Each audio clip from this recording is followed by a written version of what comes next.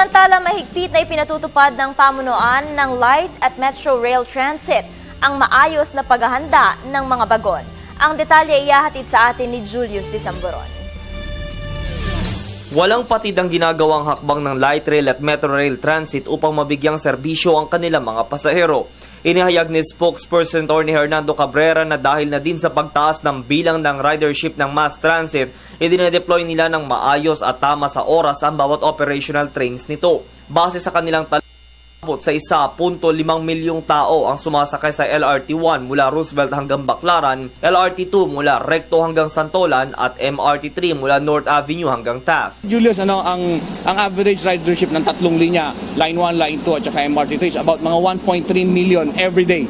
So ganun karami yung pasahero natin. Sa dami ho ng ating mga pasahero, lagi kong inuulit ito, yung panawagan namin na hinihingi natin yung kooperasyon ng lahat ng ating pasahero. Matapos namang mag-bog down ang dalawa nilang magnetic card ticketing machine, pansamantala nilang nakitang sagot ay ang paggamit ng mga ticket vouchers. Meron tayong problema currently doon sa ating ticketing machine. May nag-bog down na at least dalawa yata.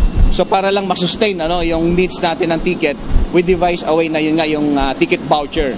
Otherwise, madidelay yung bentahan ng ticket natin. So pagtitiyak pa ng opisyal na ginagawa ng LRT ang rehabilitasyon sa mga tren ng LRT Line 1 na pansamantalang hindi ginagamit dahil sa problemang teknikal at sa lalong madaling panahon ay tatapusin na agad upang mga pasahero.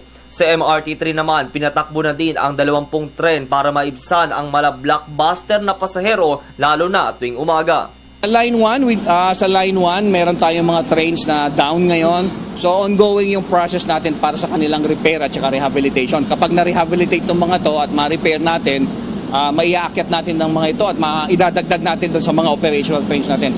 Malaking tulong din ito sa magiging sa ridership natin sa Line 1. Dati, nung 18 trains pa lang ang dinideploy, as late as mga 9 in the morning, marami pang tao sa baba, sa kalye. Pero nung nag-deploy tayo ng 2 additional trains, as early as mga past 8, nawawala na yung pila sa baba.